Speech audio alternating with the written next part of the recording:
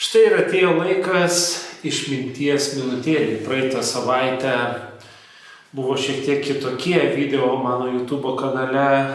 Turėjot video su vlogu iš Liepojos. Na, o kitas buvo klausimų atsakymų video. Tai taip ir kažkaip nesuspėjau išmintėlės nufilmuoti. Tad šią savaitę išmintėlė prasideda. Tad šios savaitės išmintėlė prasideda. Taip reiktų pasakyti. Tad pradėkime.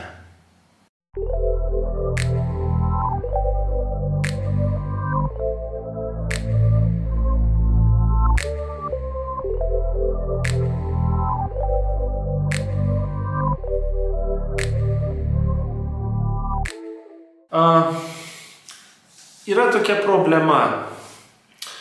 Problema, kad mes, žmonės, mėgstame, kaip čia pasakyti gražiau, įrėminti save į tam tikrus rėmus. Iš vienos pusės, tai atrodo gal ir neblogai, aš užsidedu tam tikrus barjerus, kurie man neleistų išeiti už ribų.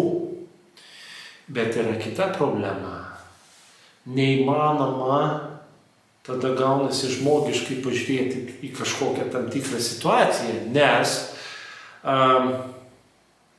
yra visokių išimčių, yra visokių atsitikimų, kai tu negali rėminti žmogaus, negali rėminti savęs, nes įrėmindami žmogų mes galim pridaryti labai daug klaidų.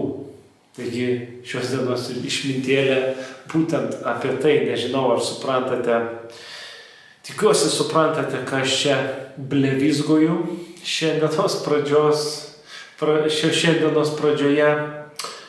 Ir reiktų galbūt pradėti nuo to, kad kiekvienas iš mūsų esame skirtingi. Kiekvienas iš mūsų esame asmenybės, kiekvienas iš mūsų turim savo įsitikinimus, savo vertybės, savo požiūrius ir taip toliau, ir taip toliau. Charakterį turim savo, temperamentą turim savo. Ir kas gaunasi? Dabar prieš akis man išnyra tas paveikslėlis, kai sėdi mokytojas, ratu susėdę gyvūnai, dramblys, beždžionė, arklys, begemotas, zebras ir akvariume žuvytė plaukioja. Mokytojas pasižiūri į mokinius ir sako, šiandien pas mus yra egzaminas. Visiems duosiu užduotį. Užduotis visiems vienoda. Kas greičiau įlips į medį, tas gaus geriausią pažymį. Natūralu, kad į medį greičiausiai lips kas? Beždžionė. Ir jinai bus pirmūnė, jinai bus geriausia mokinė. O ką kalbėti apie tą žuvį, kuri plaukė akvariume? Štai apie ką aš kalbu, turėdamas omeny neįrėmink žmogaus. Mes visi esame žmonės, bet turim visi kitokį matymą. Jeigu paimsim mažą vaiką ir suaugusį, ar įmanoma į juos vienodai žiūrėti? Jeigu paimsim senyvo amžiaus žmogų, senjorą ir paauglį, ar įmanoma į juos vienodai žiūrėti? Ne, nes jie turės kitokį mąstymą, kitokią patirtį ir taip toliau. Ir kitas pavyzdys. Tarkim, egzaminas vėlgi. Egzaminas, visi sėdi, atrodo sąlygos visiems vienodos, visi susirenka tuo pačiu metu, bet vienas sėdi priekyje, kitas sėdi vidury, kitas sėdi kairiai, kitas sėdi dešiniai, kitas gale, kitam pilvas skauda, kitas nerimauja dėl savo brolio, kuris susižeidė koją, kitas nerimauja dėl operacijos, ten kažkam galbūt operacija, kitam dantis skauda, o kitas labai gerai pasiruošęs ir gali mėgautis procesu. Ir vėlgi lygybės tos nėra, bet mes bandom įrėminti ir sakom, tu turi tuo metu tuo pačiu metu laikyti egzaminą. Bet situacija kiekvienam gali būti kitokia. Taigi mes bandom įrėminti žmogų ir sakyti jam, jūs visi lygus, Ir šiuo atveju tikrai objektyvumo tokio kaip ir nėra. Nes mes bandom įrėminti. Tarkim, dar vienas pavyzdys. Skuba vairuotojas kažkur ir viršyje greitį. Jisai lekia skuba, jis sustabdo policiją, sako, kur skubiai baudą gausi.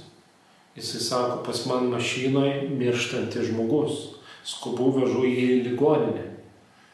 Deja, bet dabar turėsim surašyti protokolą, niekur negali važiuoti, valandą dabar čia viską turėsi paaiškinti, pakomentuoti, juk taip nieks nedaro. Yra žmogiškasis faktorius. Ir tas žmogiškasis faktorius, ką reiškia, toks terminas, žmogiškasis faktorius, mes dažnai jį užmirštame šiais laikais ir žmogų mes norime kartais padaryti kaip robotą. O kartais reikia turėti tokias akis, kurios tau parodys, koks žmogus yra, kaip jisai jaučiasi ir panašiai, kokioj tai jisai situacijoje randasi ar panašiai, nes kiekvienas iš mūsų gali būti kitokioj situacijai ir žiūrėti iš savo požiūrio taško. Ir ateina kažkoks viršininkas, sako, stop, pagal reglamentą yra taip ir taip. Bet yra taisyklė, yra žmogiškasis faktorius. Yra tokių žmonių, kurie nesupranta tos frazės žmogiškasis faktorius ir dirba pagal raidę. O darbas pagal raidę tai reiškia žmogaus įrėminimas. Tai reiškia, kad mes pradedam žmogų matyti kaip daiktą, kaip robotą. Iš vienos pusės sistema, pasaulinė ta sistema, kurioje esame, galbūt ir norėtų, kad žmogus taptų kaip robotas. Užprogramuoji, žmogus taip ir elgiasi. Pagal užprogramuotą kažkokią tai sistemą, nuorodą, kaip žmogus turi reaguoti, elgtis, kalbėti ir panašiai. Bet realybėje yra visai kitaip. Žmonės daro klaidas, žmonės konfliktuoja, žmogus patenka į streso būseną. Streso būseną jis gali dar kitaip reaguoti ir nesureaguoti pagal taip, kaip nori tas reglamentas kažkoks ar panašiai. Taigi nepamirškite tokio dalyko kaip žmogiškasis faktorius, kuris